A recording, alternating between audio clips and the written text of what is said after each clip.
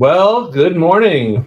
College Coffee Talk with Pearl and Lockwood live from our office. Hi, Pearl.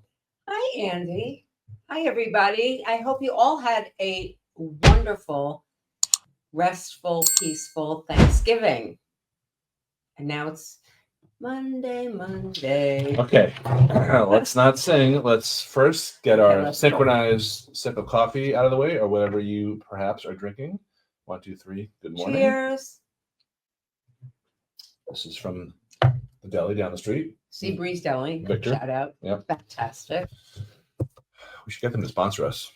So, good morning. And today's topic on our show, which is all about getting into college, paying for college, questioning why you should even go to college, anything college related. Today's topic, because it is December 1st and we are in the throes of early decision season, 5 closely guarded truths about early decision that the colleges don't want you to know. I think this is important stuff to talk about, some of which we have addressed previous episodes, whether live on our Monday morning Facebook show, College Coffee Talk, or repurposed throughout the interwebs on our YouTube station channel or the podcast, number 2 podcast, number 2 college advising podcast. But to us, it's just the number 2 podcast. Yes. Yeah.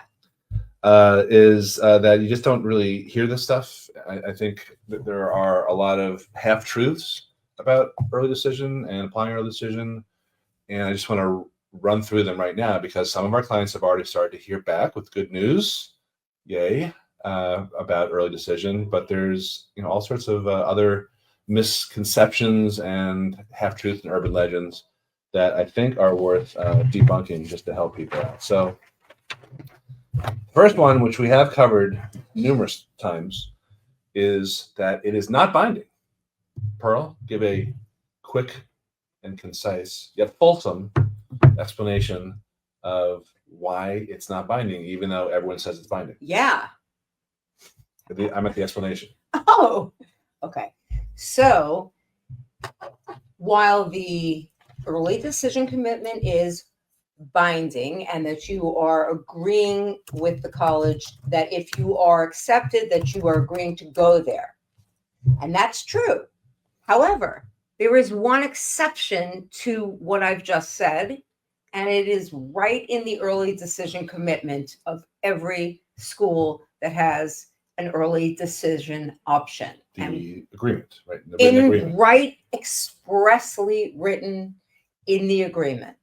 And what that says is that if the financial aid package doesn't work for your family, parenthetically, subjectively, meaning in your own opinion, then you are not obligated to attend the school. Period. That's it. So what is inherent in what I have just stated is what? That you get a financial aid package in the first place. So this is true. You must file financial aid forms in order to preserve that right to ethically, properly, morally, acceptably withdraw from that binding early commitment is by filing financial aid forms. Well, that's our interpretation. Yeah. Well, I don't see any other. It's what we've also seen in practice when we have had clients in the past who have filed financial aid forms to all schools, because that's what I do, but that's what we handle. And the scenario plays out as such. There's an early decision school that's applied to. There are other early action schools applied to, and or the financial. Okay, and in a notorious example that we have in this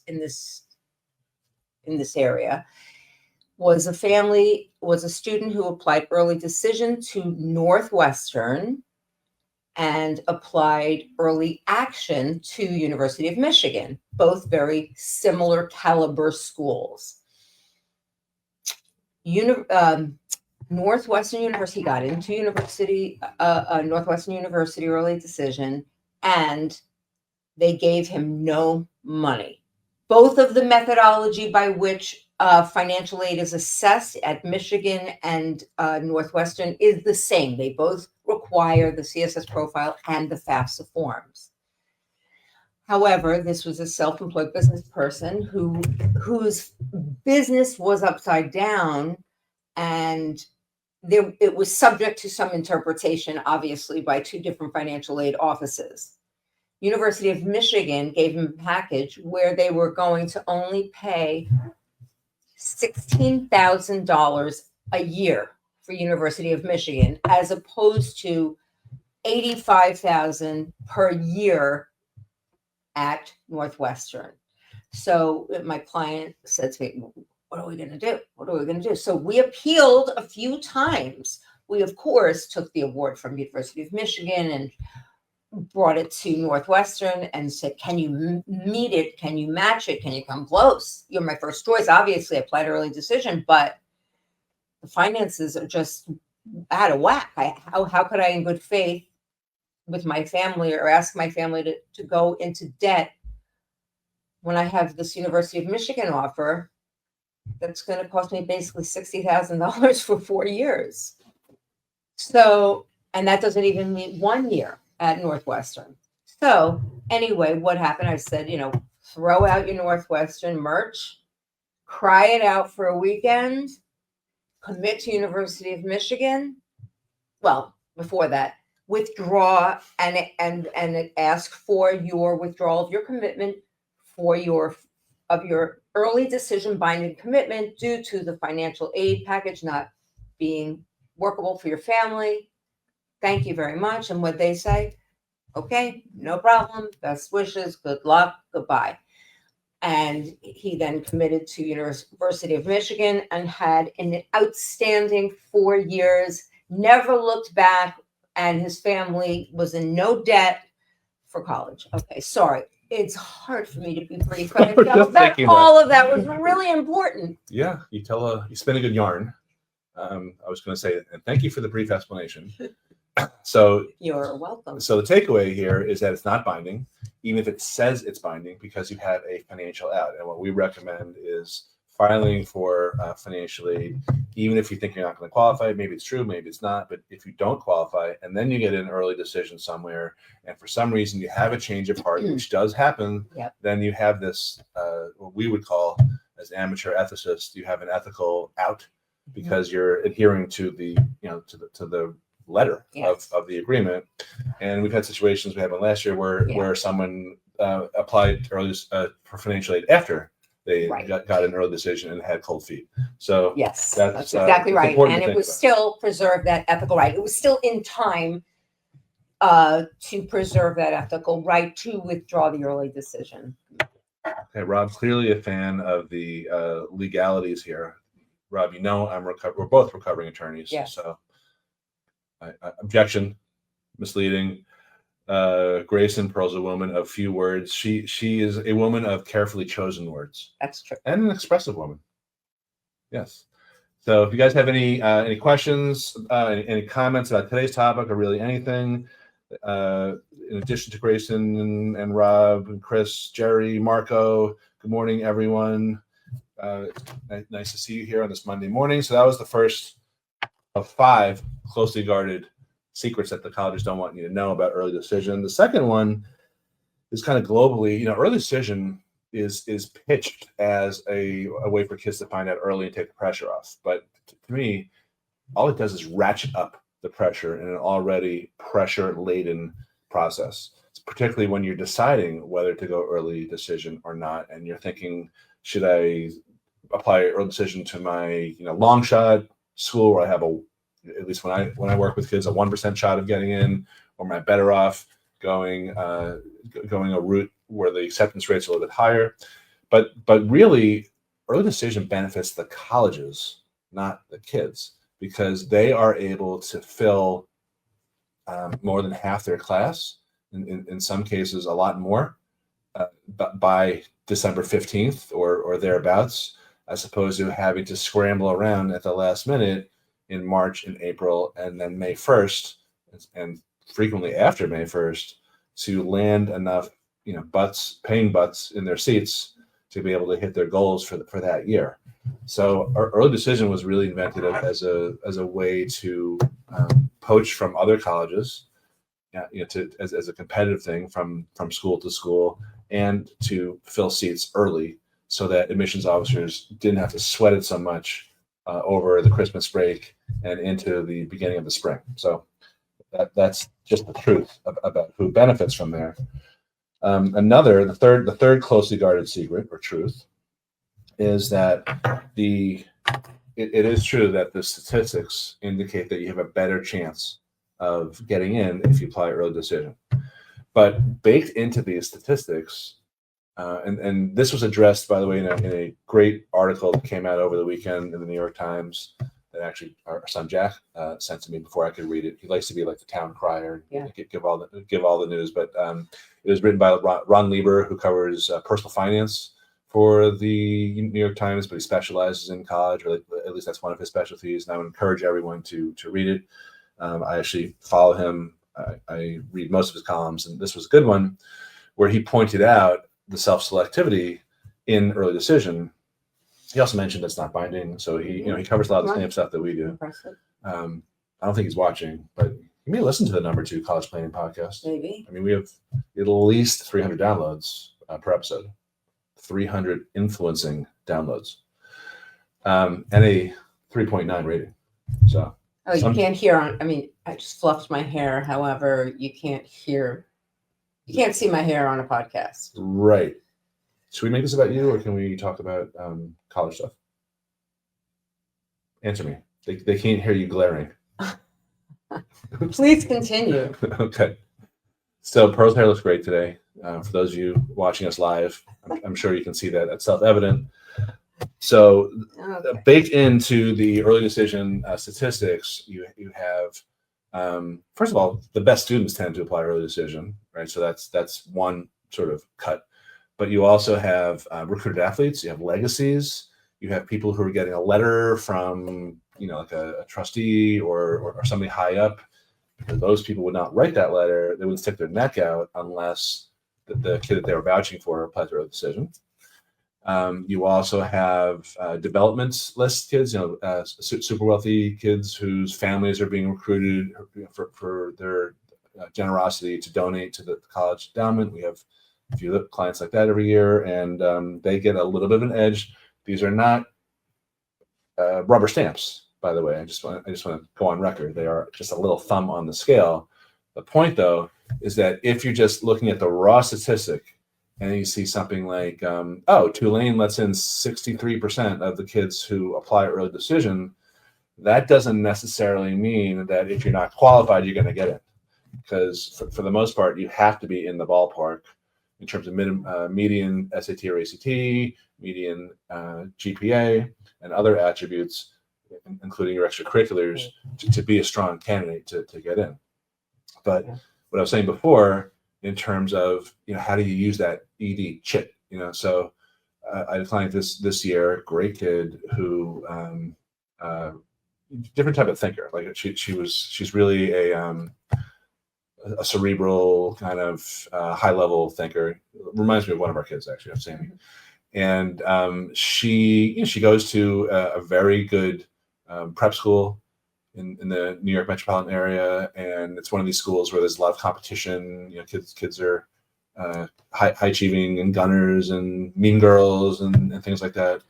And she just doesn't play that game. And she fell in love with a particular college that was not necessarily a super reach school, but it was certainly, I would say 50-50 for her to get in there. And that's the school that she ended up visiting, coming back saying, I loved it. This confirms everything that I thought about it. And she applied early decision and she just got in, which was amazing. And that was a great use of applying early decision as opposed to shooting for an Ivy where she might have had a 15 to 20% chance of getting in from a strategic standpoint. Now that was her decision. That's not the same. It's not the same way I think every kid needs to think about it.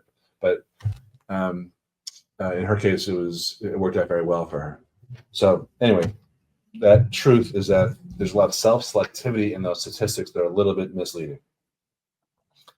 All right, secret or truth, hidden, closely guarded truth about early decision number 4 this is one for you, Pearl, Okay. is Ready? that it is, and this is one of these truths that's kind of hiding in plain sight, but applying early decision is not great for leverage for obvious reasons.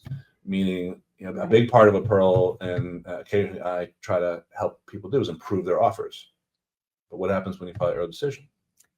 Well, just by timing alone, it is impossible when you apply early decision and receive an acceptance, and therefore not able to hear back from all the regular decision schools you were planning to apply to had you not gotten admitted early decision to your first choice school.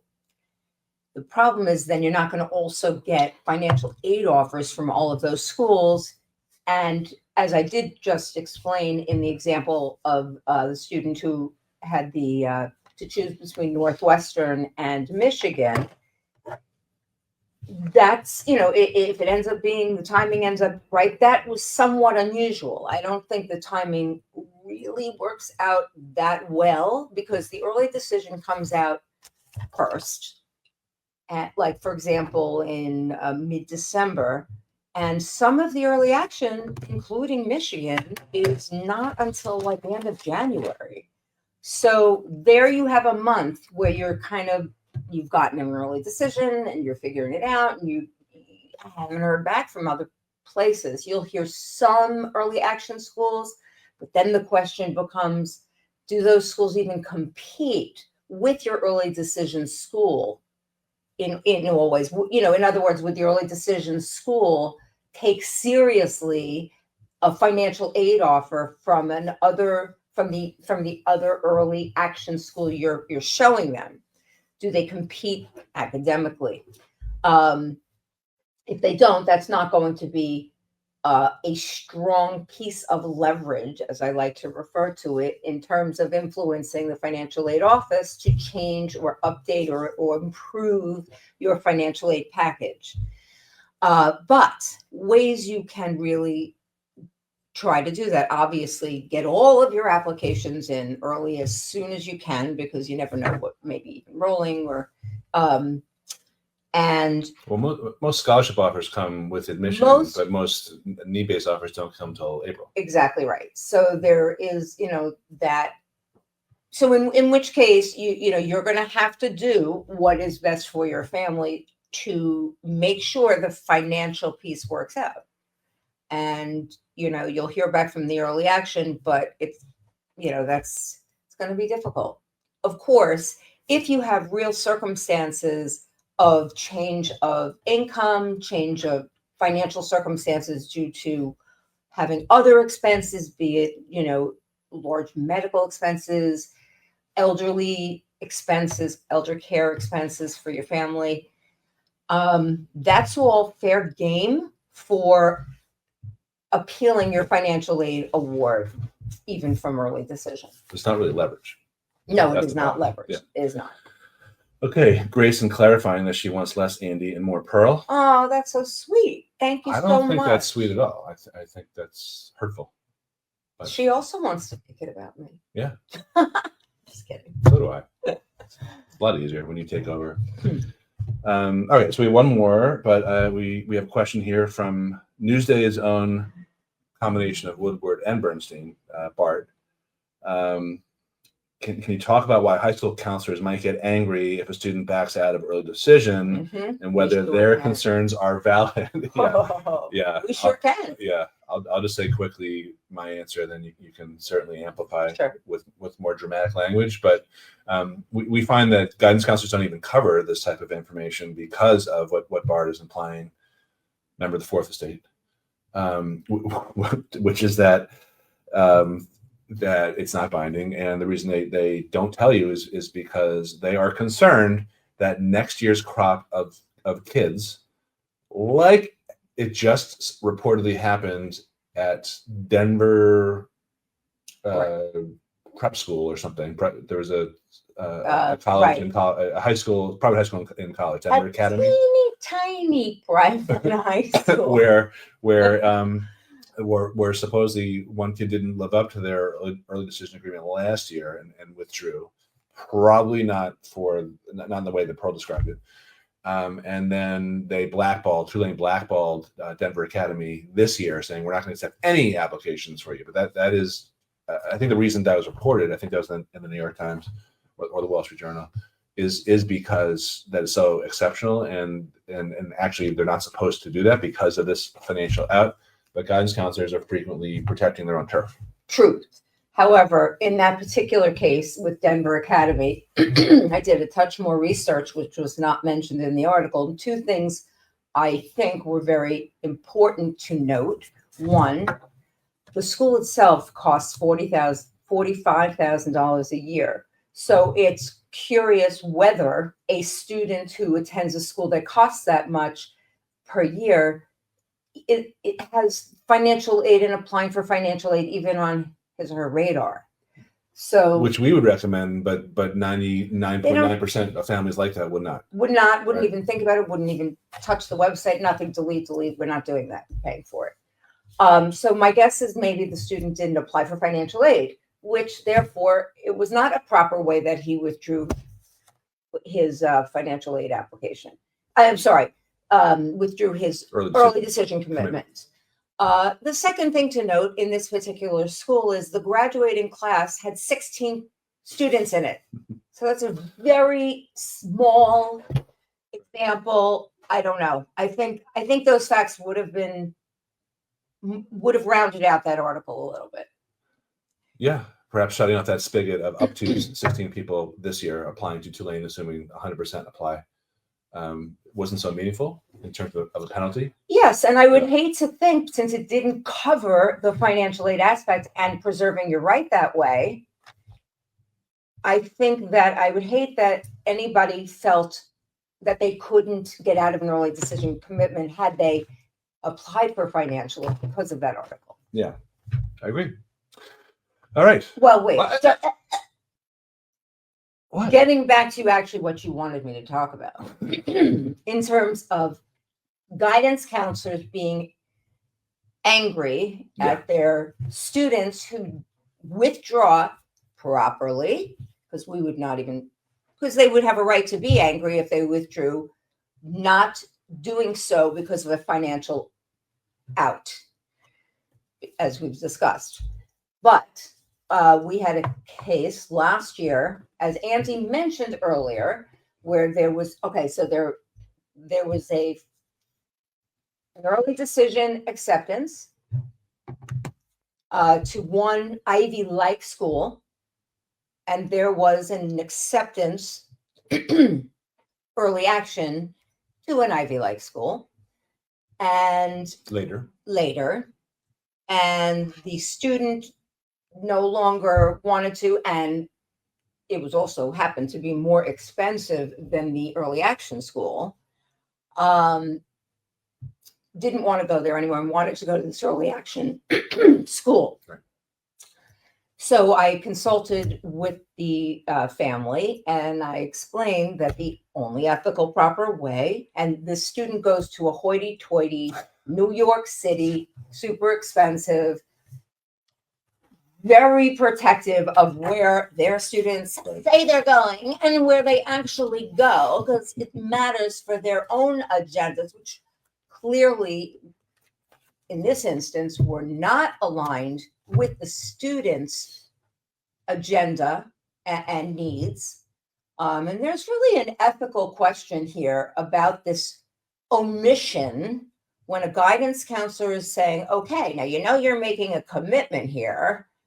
Okay, you understand a commitment. Yes, of course, even though I'm under the age of majority, yes, former attorney. Well, I'm still an attorney, but recovering attorney, as you like to say. Oh my God. You're doing the weave. I am doing the weave, but it's all relevant. The point is, in this instance, this guidance counselor, so we file financial aid forms for this family, and then they properly, now that they had financial aid forms filed, withdrew from the early decision commitment and committed to the early action school, and communicated this to his guidance counselor, who basically shunned the family for the rest of the year and made them feel that they had broken broken, right, one of the 10 commandments. Yeah. And it was, a horror, and it was unethical and immoral and all this, none of which was true. Well, I think the point is that Bart was asking, and indirectly, and that you're saying, and that we always say, is that guidance counselors and high schools don't always have the same agenda with that you might, which is to do what's in the best interest of your kid. So in this case, the kid did not want to attend a 2,000 person school. He was recruited to play football. He had second thoughts about doing that, and instead was leaning toward going to a massive out-of-state public university instead, where he thought he'd have more fun. Notwithstanding that was really going to be the best thing to make him happy, the guidance counselor was fixated on, you're going to make us, our institution, look bad, and I'm not even going to look you in the eye anymore. Yes, exactly. To the client. And that has nothing to do with the kid's best interest. It was outrageous. And frankly, just on to be on the offense, again, I'm going to reiterate, it's a real question that guidance counselors around, if they are not sharing the fact that when you apply early decision, as long as you file financial aid forms for the school, you have a financial out of this binding early decision. Yeah. Why that is omitted and is not stated right alongside, you are making a binding commitment to early decision. If you get here, you're agreeing to go. Why those two statements are not stated side by side, I think raises a real question of ethics in the schools and the guidance counselors. Rob, is Pearl suggesting the New York Times omitted facts to spin an article and generate clicks? I actually don't think they did omit facts. I just think that they invented those two facts. If you think what I've stated is matters in terms of the context of that article, then the answer would be yes. I actually think that they didn't even understand the right questions to ask, whoever wrote that article. This is not the Ron Lieber article. I think it's a different one about the Denver Academy. Oh, that's right. Yeah. Total two articles. Yeah, I don't think they knew to ask that question. But they did say that it's not binding. They did cover that, but they didn't explore the circumstances, either because they couldn't or because they didn't. It's a little sloppy. But if you're doing an article about that, all you have to do, and why looking at an actual early decision commitment page, it's one page, you'll see it.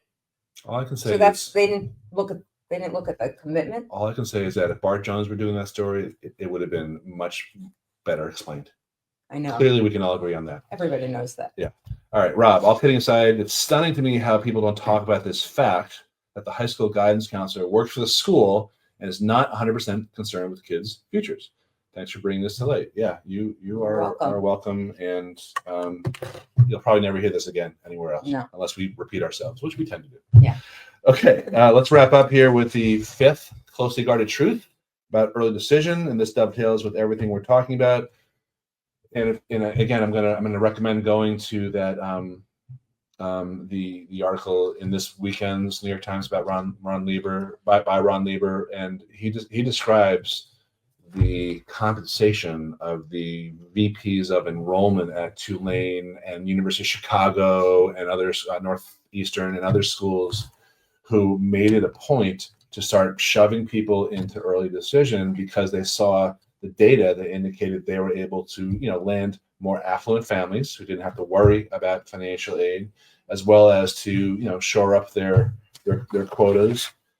So I think the guy at Tulane, who after Katrina, Hurricane Katrina, they had a real problem trying to attract people. Mm-hmm. So he was like I think he was a computer science website guy, and he dug into the data in terms of trying to figure out what it took by offering merit scholarships and all that. And lo and behold, years later, Tulane admitted 68% of its applicants early decision. There's another thing that they're notorious for doing, and it kind of dovetails with everything we're talking about, but they're not the only school who does this. It's called protecting their yield. Mm-hmm. The yield is the ratio of people that they admit versus who actually matriculate. And the higher the yield, the better it is for the college financially and indirectly with rankings and all that. Too detailed and boring to go into. But Tulane is notorious for protecting its yield by not admitting kids who are above the median, because they are rightfully, wary that applicant is using Tulane as a safety school and won't say yes. So what Tulane is notorious for doing is right around this time of year, probably 2 weeks from now, today's December 1st, so around the 15th, when most people have heard from their early decision schools and perhaps not gotten in, Tulane will blast out emails to all the early action, the non-binding early action applicants, and say, you know what? You have a better chance of getting in if you flip to early decision. You also have a better chance of getting scholarships.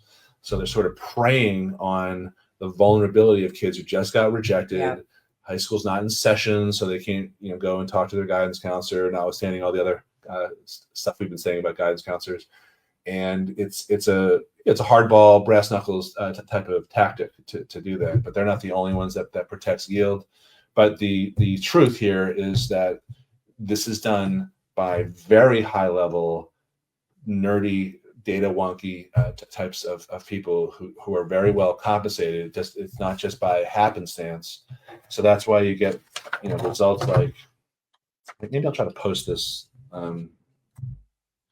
There's a study that was referenced by the Ron Lieber article this weekend that shows the percentage of the freshman class that enrolled through early decision 2015 through 2024, compared.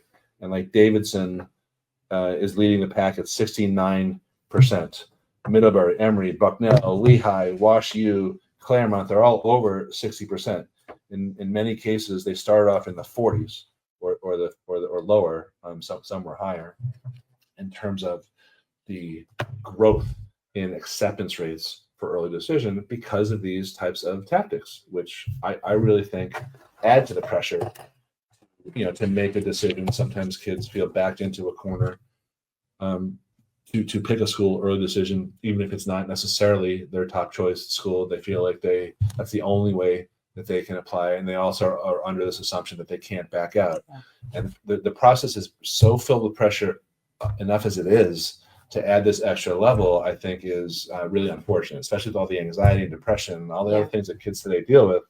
I feel really badly for them if they get caught up in this. So hopefully, none of you guys and your families will succumb to this. You'll understand this not binding. You'll understand that you have to sort of be your champion yourself. You can't rely on guidance counselors. They don't always have 100% of your interests at heart. Some do, of course, but we just keep hearing stories about ones that don't. All across the board, private, public, doesn't matter. So you can't outsource that. Yeah. Pearl, any closing comments for Grayson or anyone else listening or watching for your fans? Yeah, for the fans. I think we've covered it. I am going to wish you all a good week. It is still probably time to add schools to your list if needed. For regular decision. It's still time to file. There's still time to file financial aid forms. I suggest you do so. We've been giving consistent many reasons each week as to why, for so many different reasons, you should file financial aid forms to both protect you and to advocate for yourself, any kind of discount, negotiating power, etc. And otherwise, I wish you all a great week back, and it looks like we're going to get a snowstorm tomorrow. Oh, you do weather also? Yeah, just a touch. Okay. I like to give a lot of value. Yeah, you really brought it today. All right. Well, thanks for spending your time with us on College Coffee Talk, and either live or the College Admissions Ed podcast. And please make sure you subscribe or like and all that, so you never miss out on Pearl's wit and wisdom and my asinine comments. Have a great week.